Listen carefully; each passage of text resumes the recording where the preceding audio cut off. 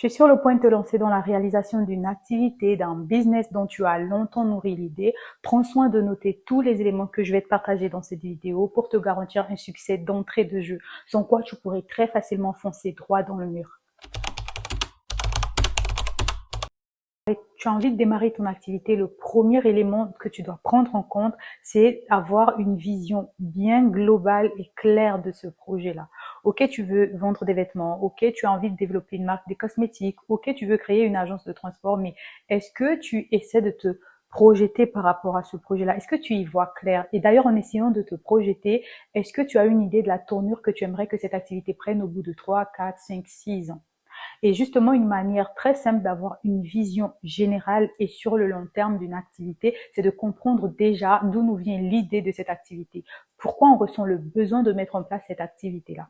Vous avez besoin de répondre à ces questions pour vous construire une feuille de route par rapport à votre destination. En répondant à ces questions, vous serez capable d'y voir bien clair et de manière concise votre trajectoire par rapport à vos objectifs. C'est en répondant à ces questions déjà que tu te feras un itinéraire par rapport à tes objectifs. Tu dois trouver des réponses à ces questions dans ton histoire. L'histoire derrière la création de cette activité-là. Quelles sont tes motivations? Il y a toujours une histoire derrière la création d'une activité. Quelle est la tienne? Tu dois être capable d'expliquer aux gens d'où te vient ce besoin de mettre en place cette activité. Pourquoi tu aimerais tant mettre en place cette activité-là? Tout part de là, de l'histoire derrière le besoin de mettre en place cette activité. Tu dois être capable de comprendre tes motivations, ta mission, tes ambitions, les objectifs que tu aimerais atteindre. Peut-être que l'idée de cette activité te vient d'un manque, d'un besoin observé autour de toi. D'où ta mission sera justement d'apporter une solution ou plutôt de répondre à ce besoin-là, à ce manque-là. Une réelle motivation ne doit pas être l'argent. Oui, ça peut paraître contradictoire par rapport aux idées que les gens ont du rapport entre business et argent. Quand on parle de business, ils entendent automatiquement création de richesse, fructification de fonds, et cette perception du rapport entre business et argent a tout son sens parce qu'un business qui ne génère pas de fonds ne l'est pas en réalité. Cependant, l'argent ne doit pas être la motivation première ou profonde derrière ton idée d'entreprendre. Pourquoi? Tu le comprendras par la suite. Je vais te montrer une façon très simple de te formuler une motivation plus saine par rapport à ton idée de business grâce à une méthode que je pratique tout le temps. Chaque fois que je suis confrontée à une difficulté ou à un problème dont je dois absolument apporter la solution. C'est la méthode des 5 pourquoi. J'en ai parlé dans ma vidéo précédente, je vais la mettre quelque part si j'arrive et je t'invite à aller la regarder pour en apprendre davantage. Cette méthode-là, elle est très importante. La méthode des 5 pourquoi va déjà te permettre de comprendre ou d'avoir une maîtrise sur tes motivations par rapport à cette activité-là que tu es sur le point de mettre en place et donc de te fixer des objectifs sur la base de ces motivations-là et aussi d'avoir un overview ou encore une vision globale plus large de ton activité maintenant et sur le long terme. La méthode en elle-même consiste à se poser la question pourquoi pendant 5 fois au moins après chaque réponse donnée jusqu'à ce que tu arrives à trouver la raison profonde derrière un problème ou une motivation. Disons que tu veux lancer une marque de vêtements. La méthode des 5 pourquoi va consister à ce que tu te poses la question. Pourquoi j'aimerais lancer une marque de vêtements? Pourquoi je veux mettre en place une marque de vêtements? La réponse à cette question doit être réaliste ou raisonnable. Une réponse réaliste ne peut pas être parce que je veux me faire de l'argent. Parce que en réalité, sur une échelle de 1 à 10, tu ne peux pas être sûr ou certain à 5 sur 10 que tu auras des bons résultats d'entrée de jeu sur un marché où la compétition est largement de taille. À ce niveau-là, grâce à la méthode des 5 pourquoi, tu dois être capable de définir cette valeur que tu vas apporter en plus de ce qu'il y a déjà sur le marché du textile. C'est à ce moment-là que tu dois être capable de définir cette valeur qui sera ta particularité, celle qui va te distinguer des autres, de ce qu'il y a déjà sur le marché, de ce que le marché du textile connaît déjà. C'est à ce moment que tu vas observer le milieu du textile et te dire qu'est-ce que je peux apporter, qu'est-ce qu'il manque, qu'est-ce que je peux apporter de plus. Et là, tu vas observer le marché et te dire, ok, il y a des vêtements éco-responsables, ok, il y a des vêtements à la portée de toutes les bourses, mais qui ne sont pas très souvent de bonne qualité et d'ailleurs qui sont souvent de style inapproprié.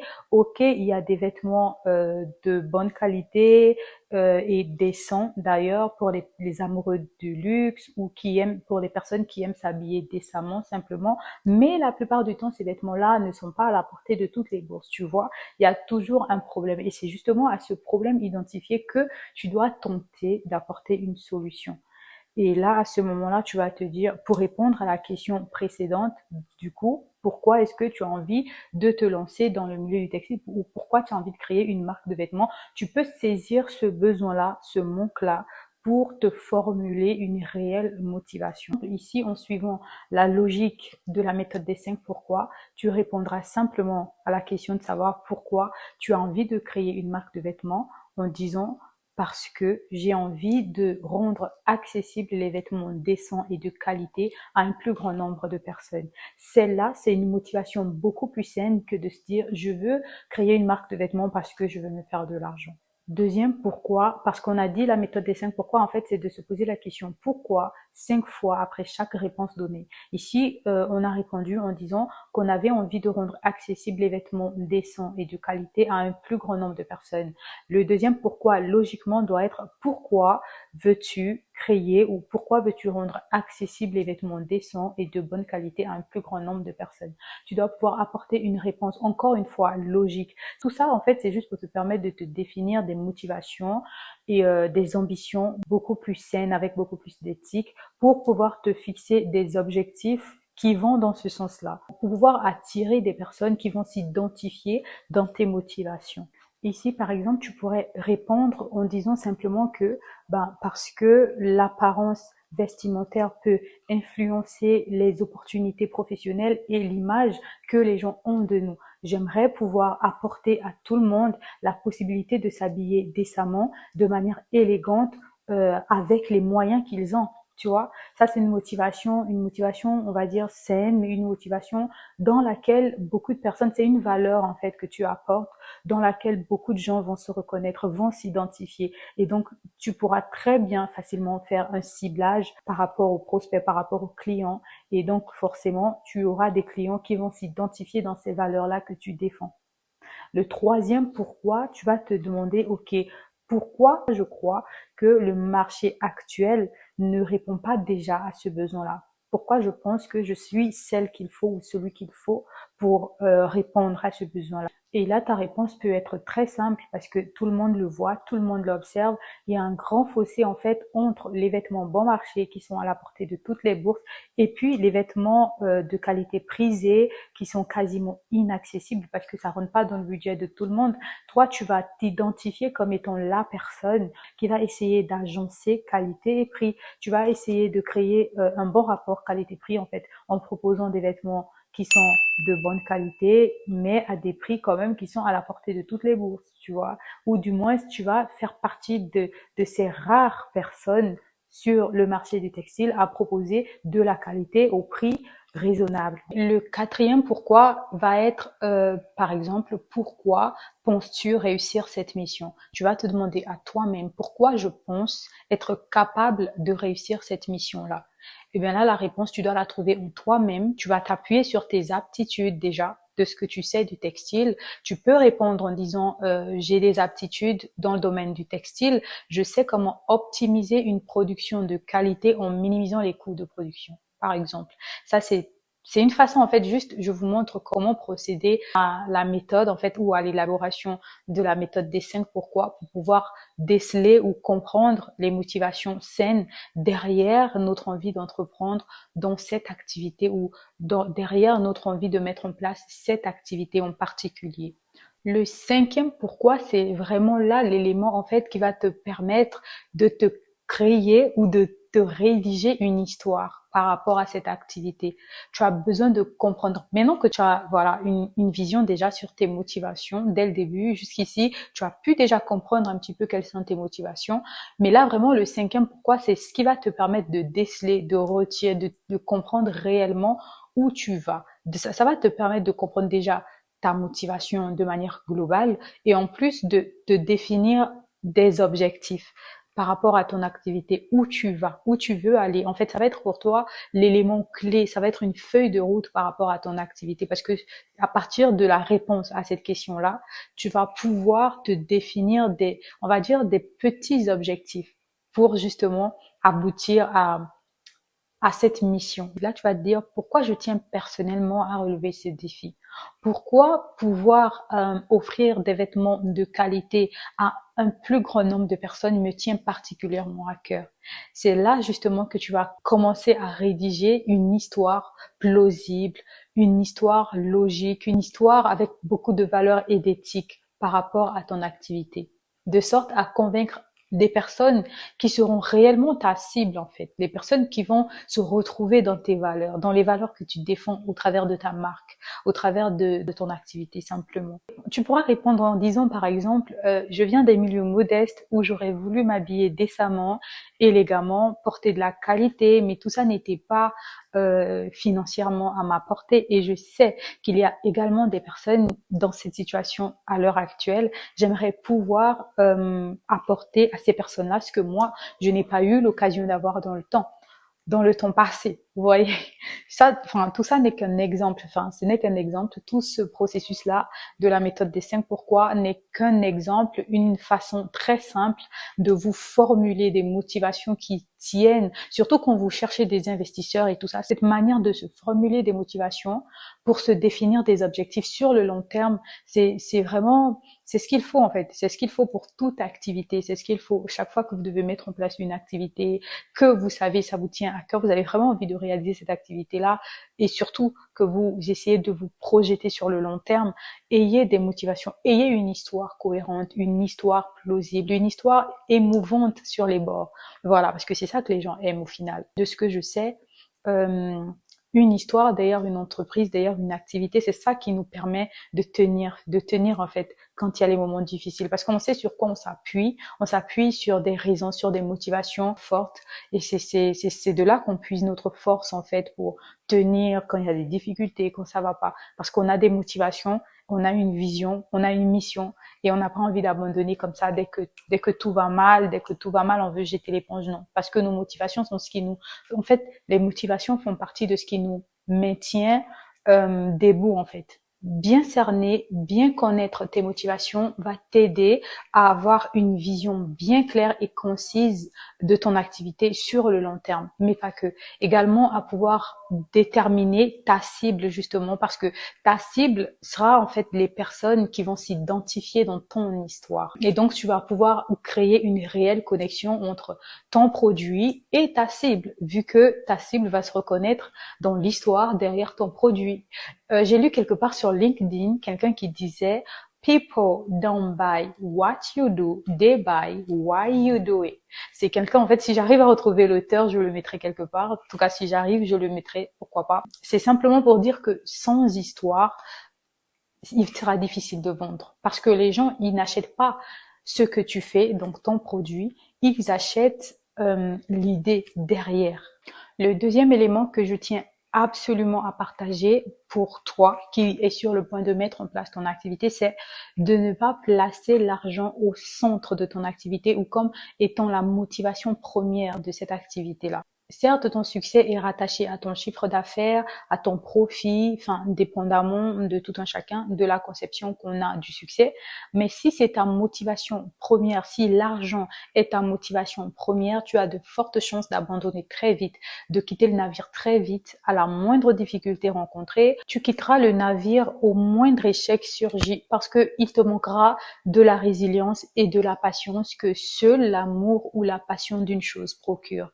Si tu fais une activité sans y avoir un intérêt profond, à part l'envie de t'enrichir, tu ne pourras pas développer des objectifs ou des ambitions sur le long terme que déjà tu penseras à créer autre chose dès que tu n'auras pas enregistré les résultats escomptés. Et c'est pas le but, en fait, d'une activité. C'est pas le but d'une entreprise. Si tu places l'argent au centre de ton activité, tu seras tenté de minimiser les aspects clés d'un business tels que la pérennité, la qualité, la satisfaction client. Parce que tu seras focalisé sur la quête du profit, tu vas les placer en second plan et la conséquence immédiate sera l'échec totale. C'est pourquoi j'ai intentionnellement choisi d'aborder premièrement la clarté et la vision globale de l'activité que tu veux réaliser en te définissant des réelles motivations, des motivations claires, des motivations avec beaucoup d'éthique. Parce que ce sont ces motivations-là qui te permettront de tenir debout, de rester ferme et de continuer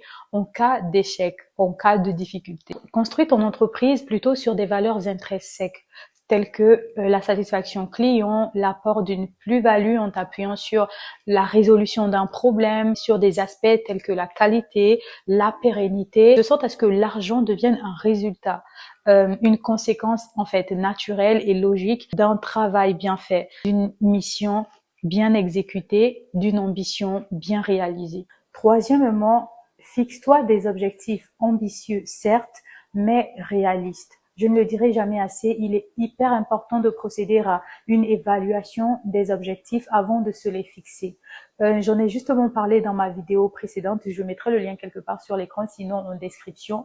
Encore une fois, je t'invite à aller regarder cette vidéo, à la checker vraiment pour comprendre comment procéder à l'évaluation de ces objectifs grâce à la méthode SMART. J'ai fait un cas pratique dans cette vidéo bien détaillé de comment procéder à l'évaluation des objectifs. Je t'invite vraiment à regarder cette vidéo-là si tu veux comprendre comment ça marche. Tu auras beau avoir une bonne ambition, une bonne motivation, mais si ces ambitions-là ou tes objectifs par rapport à cette activité-là ne s'alignent pas à ta réalité, il te sera difficile de connaître le succès. Ton projet doit s'accompagner d'objectifs spécifiques, mesurables ou quantifiables, atteignable, raisonnable et temporel pour pouvoir traquer ton évolution ou simplement pour savoir si tu es sur la bonne voie. Et quatrièmement, un des éléments les plus importants vraiment que j'ai à partager dans cette vidéo pour toi qui es sur le point de mettre en place ton activité, c'est de vraiment considérer le fait que tu devrais connaître ta cible, comprendre à qui tu veux vendre. C'est très important parce que franchement, si tu n'as aucune idée de qui pourrait éventuellement acheter ton produit, ce n'est même pas la peine de dépenser ton temps, ni même ton énergie à mettre en place cette activité-là. Et même si tu te dis, je mets d'abord en place l'activité et je réfléchirai à la prospection client plus tard, ça serait complètement insensé parce que ça serait comme mettre la charrue avant les bœufs. Normalement, si tu as bien fait l'exercice de la méthode des 5 pourquoi, pour déterminer tes motivations par rapport à cette activité que tu t'apprêtes à mettre en place, à réaliser, tu as certainement cerner ta cible. Tu as certainement compris quelle est ta cible. Ta cible est principalement constituée des personnes ayant le besoin dont tu as la solution. Le défi ici est plutôt où trouver ces personnes, comment les aborder, mais surtout comment les convertir en clients. Parce que de base, ça sera seulement des prospects qu'il faudra convaincre grâce à ton histoire, grâce à tes motivations, pour ensuite les convertir en clients. Et si tu as regardé la vidéo jusqu'ici, je t'invite à mettre en commentaire le ciblage ou plutôt target pour me permettre de me souvenir que ça sera l'objet de ma prochaine vidéo. Le cinquième élément que tu dois réellement considérer maintenant que tu es sur le point de mettre en place ton activité, c'est la communication. Tu as une bonne vision avec de bonnes motivations, tu connais ta cible, mais maintenant tu as besoin qu'on t'entende, tu as besoin de communiquer sur ces valeurs-là que tu défends, sur tes ambitions, sur tes motivations. Tu as besoin de communiquer pour que ton message arrive à ta cible, arrive jusqu'à ta cible, jusqu'à les toucher au point de les convertir en clients. La bonne nouvelle est qu'aujourd'hui, il y a énormément de méthodes, il y a énormément de canaux de communication. Tu peux souscrire à un abonnement Facebook Ads, Google Ads ou TikTok Ads, peu importe. Ou sinon, tu peux le faire toi-même si tu as une bonne base en marketing digital. La communication est un point clé dans le fonctionnement d'une activité. C'est un aspect qu'il ne faut absolument pas négliger si tu veux connaître le succès d'entrée de jeu dans ton activité. Si tu n'as pas suffisamment d'argent pour souscrire aux abonnements publicitaires, tu peux toutefois essayer d'être actif sur les réseaux sociaux ou sinon collaborer avec les comptes de petite influence ou à influence moyenne, dépendamment du budget que tu as, de ce que tu as. Le sixième élément et le dernier pour cette vidéo, mais pas des moindres, pour que ton entreprise connaisse le succès d'entrée de jeu, c'est la formation. Je ne le dirai jamais assez, tu as besoin de te former et t'informer continuellement. Te former par rapport à ton activité pour développer tes aptitudes. Tu as besoin de improve yourself, like, tu dois te dépasser, t'améliorer mois après mois, année après année, pour ton bien, pour le bien de ton business, pour le bien de tes clients, parce que une personne épanouie ne peut que proposer ce qu'il y a de bien, ne peut que proposer ce qu'il y a de beau. Ce progrès-là, tu dois l'observer au niveau de tes clients, de leur satisfaction, leur retour, etc. Tu dois l'observer personnellement. Tu dois te dire, hier, j'étais à un point A, aujourd'hui à un point B, et demain, je serai à un point C, ainsi de suite. T'informer par rapport à ton marché, au domaine d'activité dans lequel tu exerces, ses tendances, ses nouveautés et autres pour évoluer au même rythme, enfin, pour être en phase avec l'évolution de ton secteur d'activité ou ton domaine d'activité. Cette veille stratégique te permettra d'anticiper le changement et donc de t'y adapter. Ne sois pas figé, sois prêt à apporter des ajustements quand il le faut, tout en gardant à l'esprit tes motivations, tes ambitions et surtout tes valeurs. Et d'ailleurs, ces valeurs-là, tes clients doivent l'observer sur ton produit. Les valeurs que tu défends doivent s'observer depuis le packaging, depuis tout en fait, tout ce qui concerne ton business. Tes clients doivent être capables d'identifier les valeurs que tu défends au travers de tout ce qui te concerne en fait. C'est ici que cette vidéo va s'arrêter. J'espère que vous l'avez aimé. Si oui, je vous invite à liker. Vous connaissez le générique. Aussi à partager. Pourquoi pas, ça pourrait aider quelqu'un. Et en fait, si tu as regardé la vidéo jusqu'ici, c'est que clairement, c'est le genre de contenu qui t'intéresse. Donc, je ne comprends pas pourquoi tu n'es pas encore abonné. Je t'invite à le faire toutefois. Abonne-toi. Ça ne coûte absolument rien. C'est gratuit en fait de s'abonner. Donc, je t'invite à t'abonner, à liker la vidéo, à partager et surtout, si vous avez regardé la vidéo au moment où j'ai parlé du ciblage, vous savez que vous devez écrire en commentaire le ciblage ou sinon target. Ça me permettra de me souvenir en fait que ma prochaine vidéo, je dois me focaliser sur tout ce qui concerne le ciblage, etc. D'ici là, portez-vous bien. À bientôt.